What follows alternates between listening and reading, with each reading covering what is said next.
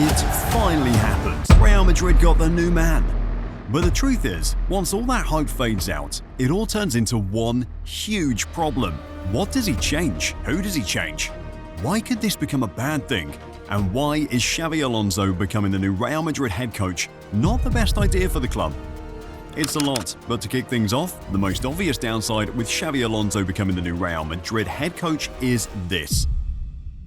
And he's coming to Real Madrid with lack of experience because he's a young man, but somehow because he was a great player, we think he's been around forever. Experience. Now here's the thing. On one hand, it's easy to say that managing Leverkusen and taking them from the brink of relegation to winning the Bundesliga undefeated in the following season is enough, which by the way, was a really insane achievement.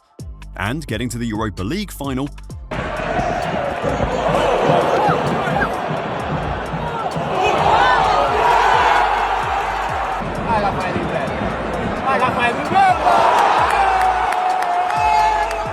But the most obvious reality is, with all due respect to Bayer Leverkusen, Real Madrid isn't Bayer Leverkusen. We're talking about arguably the biggest club in European football, the most successful team in European football when the big titles come into play. The pressures with Real Madrid and Bayer Leverkusen aren't the same. It's up almost 20 times more. Again, with Leverkusen, you always get the sense that Xabi Alonso overachieved with that team. For context, when he arrived at Leverkusen in 2022, they were 17th in the Bundesliga table. The club was called Neverkusen for a reason. They hadn't won anything.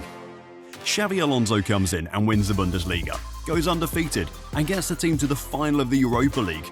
All that is great, but it's building up to something. As impressive as this season at Real Madrid, this would be considered a normal season. The obvious kicker would be the undefeated season, but winning the league and reaching the final of a European competition and losing it? We were so confident. We started with the best penalty takers, thinking that they would make immediately the psychological difference. You start with Cristiano Ronaldo, he's a goal for sure. Was not. You go with Kaká, the second penalty, for sure we score, we didn't. And then we go with Sergio Ramos, for sure we score, and he didn't. And it was a big disappointment. And when I'm going home already down, I get a call, Jorge Mendes, do me a favor, go to Cristiano's house because he's dead. I told him, I'm also dead, but I did it. Well, prepare yourself, no tears, and let's go to Cristiano's house. It was exactly the way I was, we were destroyed. We're playing this to show the similarities with what happened to Real Madrid in 2022. Winning La Liga with 100 points was great, but the disappointment of losing out on the Champions League semi-finals in that defeat to Bayern almost overshadowed the whole season. That's the new reality for Xabi Alonso. The fact that the idea of winning at Bayer Leverkusen and Real Madrid, it's different. He has had to deal with a very, very difficult injuries along their back line, which has made it tough in major competition, but also made it tough domestically trying to compete with Barcelona at the top of the table. Just to back this up, the stats there show it. Real Madrid lost out on La Liga to Barcelona and finished in second place, but at the same time, a lot of people tend to forget they won the UEFA Super Cup at the start of the season. They won the Intercontinental Champions Cup in December. They got to both finals of the Copa del Rey and the Supercopa de España as well. The point here is, what is considered a failure or a disappointment to Real Madrid and its supporters, for most teams, this would be an incredible season. You could make the argument that Xabi Alonso's case could be similar to Zinedine Zidane, who had no experience in managing a big team, became head coach of Madrid twice, and won multiple trophies. But, just to point out, Zidane didn't spam out of nowhere.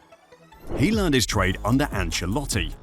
The idea here is, Xabi Alonso would have figured out by now that he has a big job managing this Real Madrid team, and I don't think even he recognises just how big that job is yet. Ancelotti is one of the most decorated coaches managing in the game, and yet at times he goes to a press conference off the back of a couple of bad results, and they talk to him as if he's never coached before. Yeah. How does Xabi Alonso cope with scenarios like that if they raise their head? These are the questions.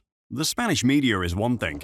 Even for a coach as experienced as Ancelotti, one bad result in a series of good performances can upset the balance from the media to his team. How does Xabi Alonso handle this? Then you move away from all of that and get down to the team itself. I think of a player like how significant the leadership or lack of leadership right now is at Real Madrid. And when you come in as a new manager and when you're in a locker room, you're looking for a sense of direction. The lack of discipline, lack of a tactical identity, a sense of direction. 3 things Real Madrid doesn't have now. 3 things Xabi Alonso has to deal with at the very start. We've seen all 3 cost Real Madrid this season. Needless red cards. Vinicius Jr., Kylian Mbappe, Jude Bellingham. These aren't just Real Madrid star men. These are Real Madrid players who have been sent off for needless situations this season. The lack of a tactical identity sounds like something you expect Xabi Alonso to fix. But then again, it won't be that easy. And that new blood is almost certainly going to be Xabi Alonso. How is he going to play with Real Madrid? People are interested and debating already what kind of formation he's going to use. We saw him play with a 3-4-3 or 3-5-2 at Leverkusen and had tremendous success.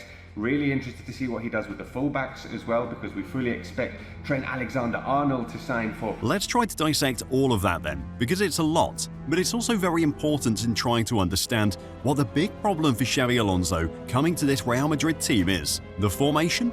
This could be a huge problem.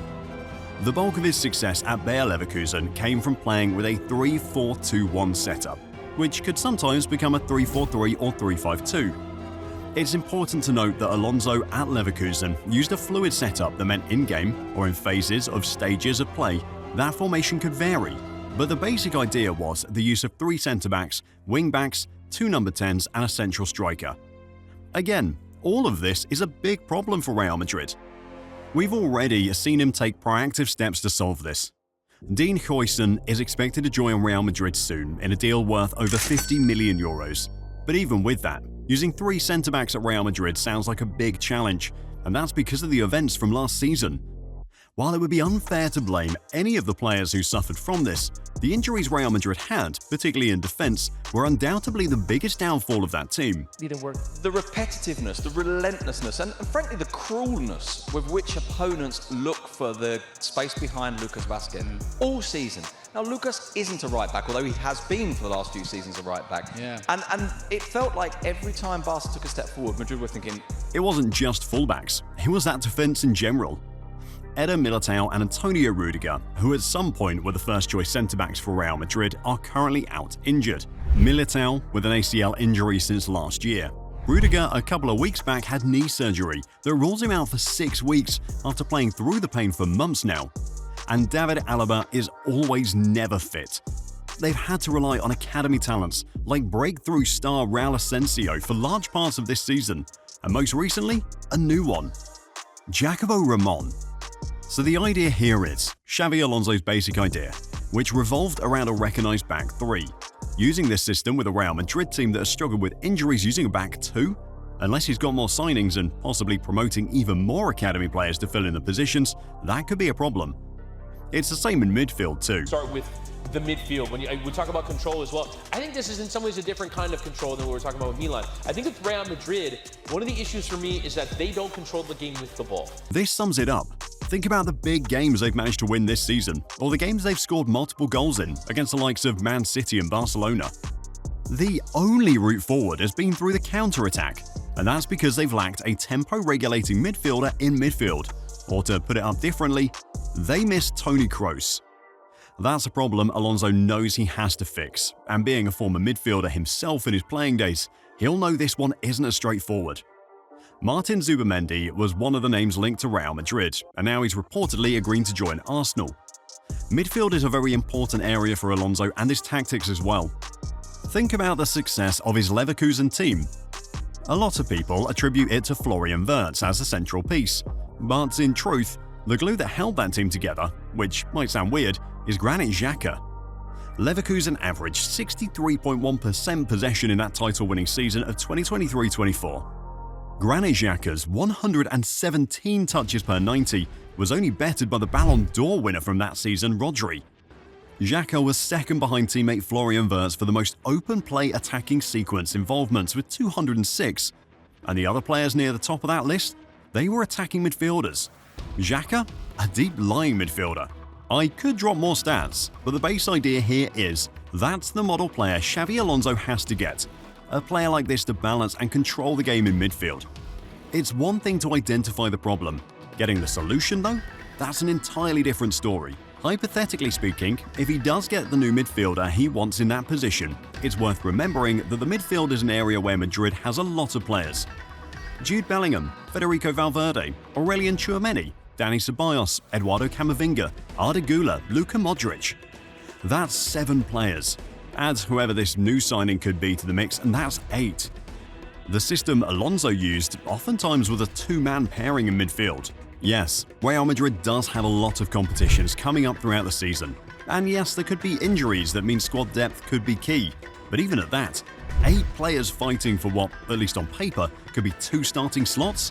That's just pointing to either a couple of unhappy players or players who'd have to leave. The question is, which ones then?